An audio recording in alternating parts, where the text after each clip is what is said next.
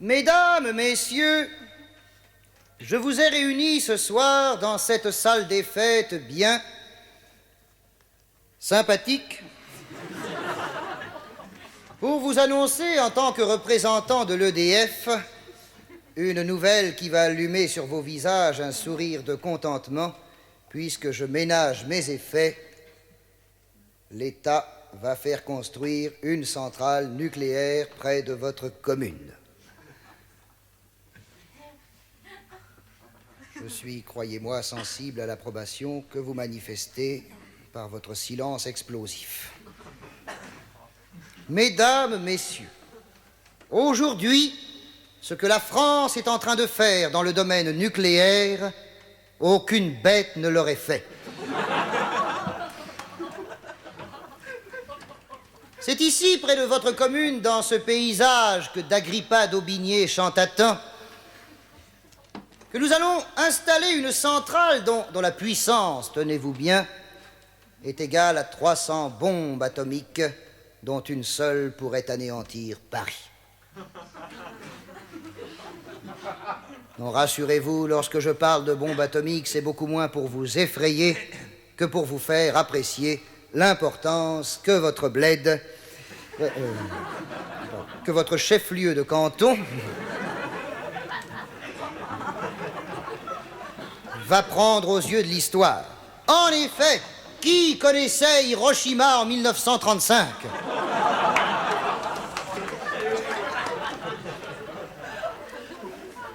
Je vois d'ici les révolutionnaires chevelus, drogués et irresponsables, qui feraient mieux de laver la poutre de leur jardin avant de contester la pierre que j'ai dans l'œil.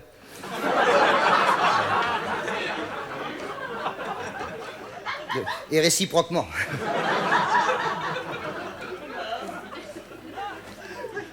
Ils prétendent qu'un risque d'explosion est toujours possible, ce à quoi je leur réponds que tout est possible.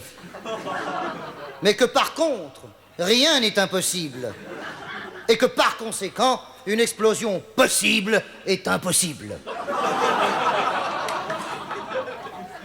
Pour deux raisons.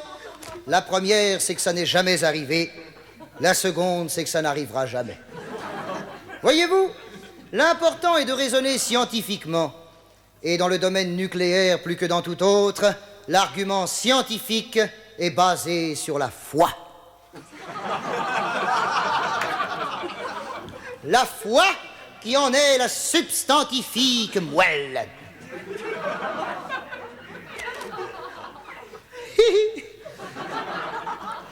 Lorsque l'on a inventé le taille-crayon, il s'est trouvé d'aimables zozos, alarmistes pour dire ça ne vaut pas un bon couteau, ça va faire du bruit, ça va polluer. Et puis tout le monde s'est mis au taille-crayon. Eh bien, une centrale nucléaire n'est pas autre chose qu'un taille-crayon, plus sophistiqué, plus complexe, un petit peu plus cher. Mais s'il fallait écouter les gens qui contestent le nucléaire, on en serait toujours à tailler nos couteaux avec un crayon. Non, voyez-vous, ceux qui ne croient pas à l'énergie nucléaire en 1976 sont ceux qui ne croyaient pas à la ligne Maginot en 1936.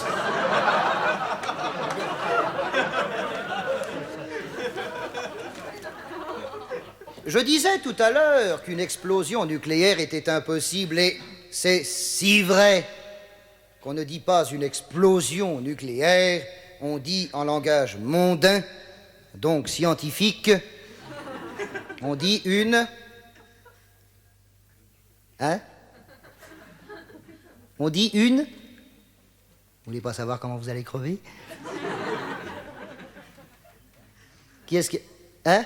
Une excursion. Bien, un connaisseur. Sortez.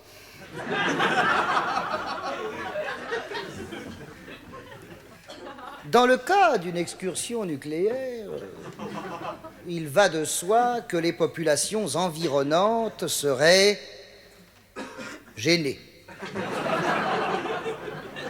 Mais pour vous éviter la peine de gêner d'autres populations intactes, l'armée serait chargée de vous protéger en empêchant les populations intactes de venir vous contaminer. C'est chier, hein? On élèverait tout autour de votre département des barrières protectrices, électrifiées, autant servir sur place. Avec quelques miradors négligemment jetés au gré de la géographie, ce qui donnerait du travail aux populations gênées. Vous voyez l'aspect social, qu'on n'est pas des bœufs. Qu'un drogué, un chevelu ou un irresponsable tente de s'échapper et aussitôt l'armée le neutralise au complexe mitrailleur. Bien sûr et certes, puisque néanmoins, étant donné que la radioactivité dure, et j'ai les chiffres, ce sont les miens, alors je vous les donne, dure 480 000 ans, environ, hein. Elle aurait pour effet de rallonger sensiblement la durée du service militaire. Mais, comme disent nos voisins helvètes, n'en faisons pas un coucou. On nous dit, et on nous le dit, car on nous le nie. Je cite, la question n'est pas de moi, elle est de monsieur Lucien Jeunesse. Alors, pour 150 francs,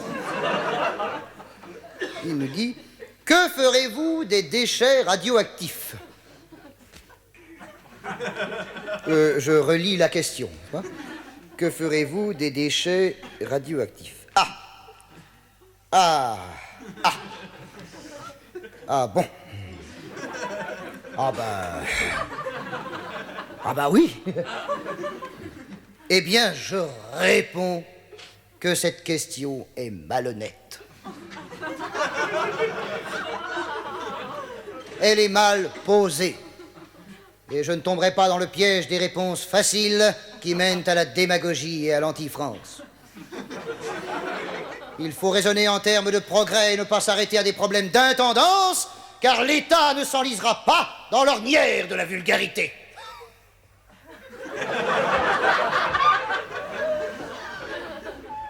Je sens, mesdames et messieurs, planer dans cette assemblée comme une atmosphère d'inquiétude, et je ne voudrais pas qu'il en soit ainsi. Aussi vais-je aérer mon propos au moyen d'une petite histoire drôle.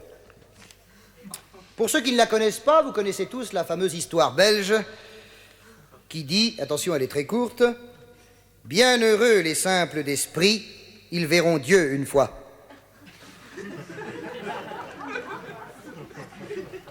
Eh bien, à ce propos, j'ai une anecdote à vous raconter. Un jour que je traversais la campagne pour me rendre chez des miens amis, je vis une brave paysanne chafouine, comme on n'en fait plus, qui, sur le seuil de sa maison basse, retirait les noyaux des prunes qu'elle avait récoltées. Et je lui dis, car j'étais encore jeune à l'époque, « Que ferez-vous de ces noyaux, mamie ?» Et elle me répondit avec ce bon sens grège qui caractérise les gens de la glèbe, avec cette bonne vieille voix rocailleuse, s'échappant fluiditique de ses lèvres purpurines. Je les garde pour en retirer les amendes, mon cher Michel Droit. Eh bien, c'est ça la France. Comme quoi les gens irradiés n'ont pas d'histoire. Voyez-vous, mesdames et messieurs, nous sommes à l'aube d'une ère de bonheur, et j'allais dire de rentabilité. Contre le nucléaire, les arguments ne manquent pas, et bien tant mieux. Comme le dit notre président de la République à la page 86 de sa plaquette, la réussite n'en sera que plus française.